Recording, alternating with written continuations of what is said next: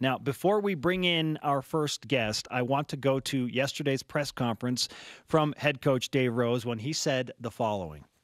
I don't really know what I'm going to do tomorrow, but I'll promise you it's better than what I'm doing today. Coach, does that mean that an interview on BYU Sports Nation is better than what you were doing yesterday? At the time, I didn't really know that I'd be doing this, okay? So, so what I'm going to say now is as soon as we're done with this, then it'll be better than what I was doing yesterday. Oh, man. No, you guys are great, and this is it's amazing to me. I've told you this many times, but you do this every day, and I'm really amazed and impressed of what you come up with, and I was going to come up with a real question today, you know, for all the fans, you know, was the BYU baseball comeback, you know, better than, you know, the girls' first-round victory in the NCAA tournament? We'll debate, yeah. Something like that, you know, but I'll leave that up to you guys. Hey, you can debate with us anytime. Let's just start with, how did you feel when you woke up this morning? I feel great. Yeah, I had to get up a little early. My daughter Taylor, who flew in for the press conference, lives in Portland. She had an early morning flight, so I took her to the airport. But it was a great day yesterday. It was hard and it was long, and meeting with the team was pretty tough. The press conference, it's funny because I told the people in the press conference that you'll find the ugliest looking face of me, you know, going through this emotional time, and put it on the paper, and the Deseret News did. It was there.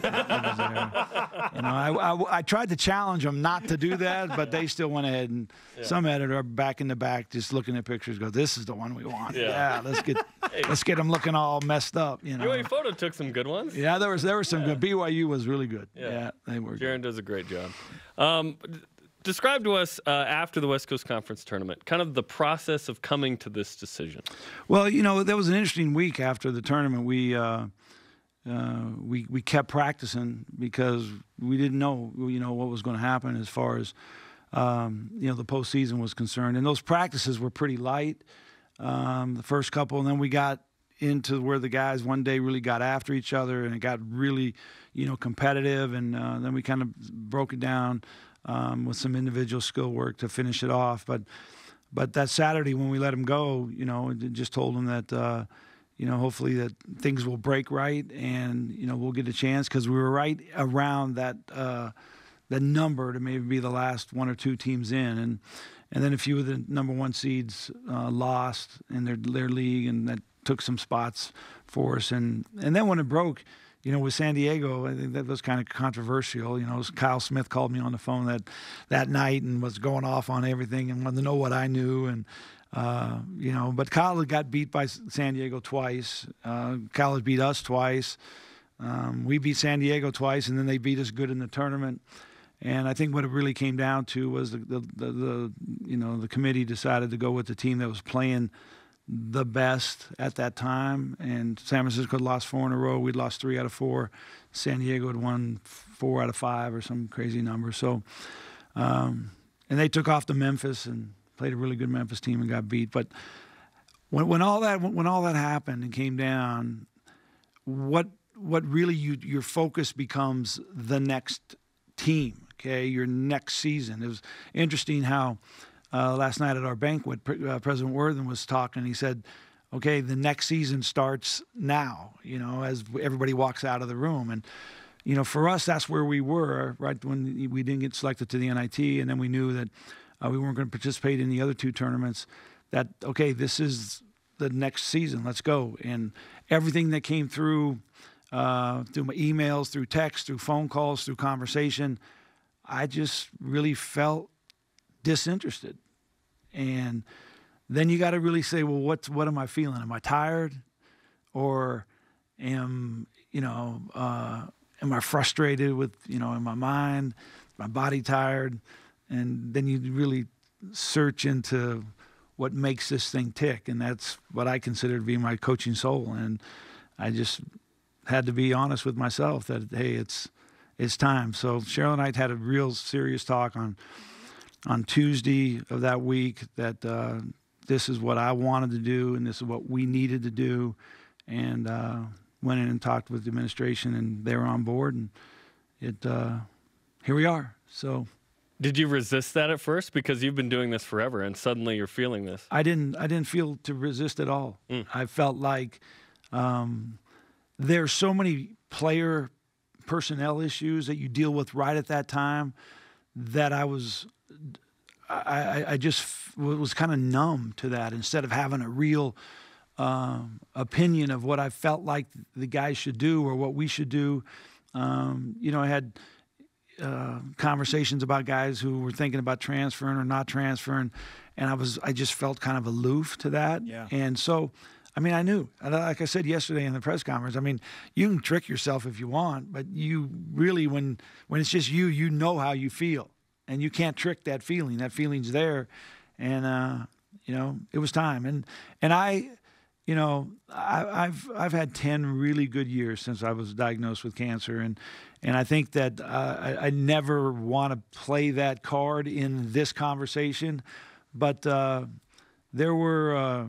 It's a little bit more difficult to coach and battle this than I really maybe gave it credit to, especially as we get to this stage, as you get a little bit older. Dave Rose with us on BYU Sports Nation. You brought up that you had that conversation on the Tuesday of that week with your wife, Cheryl. How did she initially respond to that? She's so excited. I think she's been trying to. Like, yes! And you better not be joking. Obviously, there's the elephant in the room is, okay, if this is what we do, then how are we going to live? And I think every person who goes through those retirement discussions has got to kind of figure out, are we ready? Yes. Can we actually do it? Probably not. And for us, that was where the conversation went. Do you wish you'd thrown your jacket more, though? Actually, my kids last night were telling me that, that when people ask me what the legacy of my time here, I should just send them to the GIF? The GIF. The GIF, yep. yeah. Taking the jacket off. It's great. That would be my legacy. Because I got that thing off really quick. So fast. We were talking about the speed. So fluid. We hadn't seen you that fast In fact, since the 80s. you might want to have some type of student competition, in the year's future, maybe at halftime. Yeah. See how The guys jacket toss? Just get it on. Calling David Almodovar right now with BYU Athletic Marketing. Make it happen. Dave Rose with us on BYU Sports Nation. I think everybody wants to know now, what's next for you besides some vacation and some time off? Yeah, well, I'll take some time off. I don't really know the area that we want to go in. Cheryl and I have talked a lot about continue to do the work, for the Simmons Center here on campus. They've been terrific for us, and I love the whole concept of raising money to help students financially to find a cure for cancer. And so I think we'll be involved with a lot of community service things. I think that I'm really just going to try to see what comes up, and then maybe if we got a few options, we'll kind of go with it. But right now I'm thinking a lot more about just finding, ways to relax, enjoy my grandkids. It's funny. I think that I said this at the banquet yesterday, that the line of the day was someone came up to one of my grandchildren, to Tessa, and they said, "Tessa, are you sad your grandpa's retiring?" And she said, "Oh no, he gets to come to my swim meets now." Mm-hmm. There's a lot of swim meets. So right? maybe I'll be going to swim meets. Yeah. We'll see. Hopefully they're outdoor. I don't like the indoor swim meets. The outdoor swim meets are all right. It's certainly someone else's decision to make, but there's a good candidate of guys that could be your replacement. I guess, what do you think of this group? And I guess, how do you feel about that? Because it's not your thing now, but certainly they'll take your spot. Well, this is, in some ways, it feels, after 14 years and then 22 years and developing and putting this thing together and kind of managing it, that, and then these players, I really want the very best for this group of guys that, is returning. And so, who they choose is, obviously it's a big decision. And I hope they get the best guy, the right guy. For me, Quincy has been right at my side, for the last 4 years.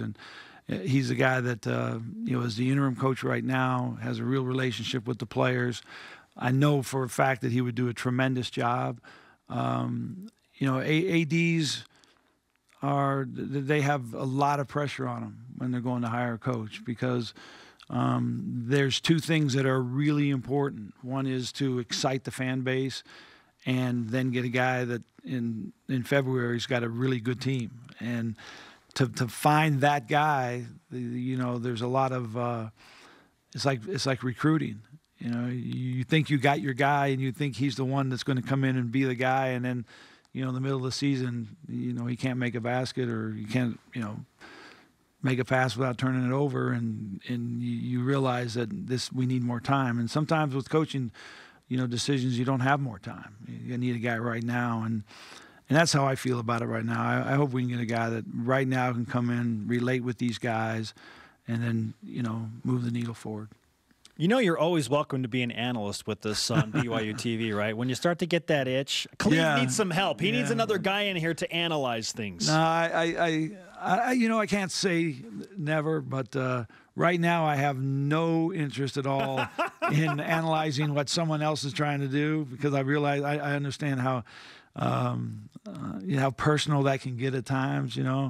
I did a lot of work for CBS Sports and with the NCAA tournament a few years ago, and I just never felt comfortable. Maybe I'll feel a little bit more comfortable when I'm out of this for a year or two, and then I actually believe I have the answers. And then when I believe I have the answers, I'll come on and I'll give them all to you. Okay. But one thing I won't be doing, and that's refereeing. I know that. Dave Rose, the West Coast Conference official. Leave that to Mike Littlewood in the past. Right? Yeah, that's right. Exactly. You don't have to do any more of those annoying in-game interviews with me either. I'll miss those. Congratulations. Yeah, I'll miss those, because we're usually ahead when I'm interviewing with you at home. That's true. Yeah, that's so I actually feel good about that. And Tuesday nights with the Rose Show, we won't hang out either. Yeah, that'll be sad. Yeah, because we really got a kind of a rhythm going with those. We had all those young men's, young women's groups that were coming in and supporting us, and it was kind of a wild environment. But hey, the new guy will have just as much fun with it, I'm sure. You guys did a great job of producing that, and thank you. Greg was a tremendous host, and he is as good as it could be. So I wish you guys all the best. And if you need someone to analyze things or just talk sports, call Cleve. Okay, we'll do that. He's on the payroll. Maybe you could be our baseball analyst. How about that? Now that would be fun. Okay. Now we're talking. I could do a little football too. Okay. And if Kalani wanted me to help with some plays, I've got some special, especially goal line score plays. They work all the time. That was from high school. Yes. I love it so much. Dave, I just want to give you a collective thank you from BYU Sports Nation. You've been great to us. It's probably understated what you mean to us and how you've treated us. So thanks for everything. Well, I joke a lot about a lot of things, but this impresses me to no end of what you guys do, how you do it, the reach that you have, and I love Cougar Nation. I've said this so many times. I'm impressed daily by the reach of people who care about this school. When we won the Infinity Coaches Charity Challenge last year and won $100,000 because of people voting for their coach, you really realize the stretch of what you do and how you guys do it, and you were a big part of helping us get that done. And so I wish you the very, very best. And again, if I can help you in any way, give me about 2 or 3 months notice and we'll get going. All right?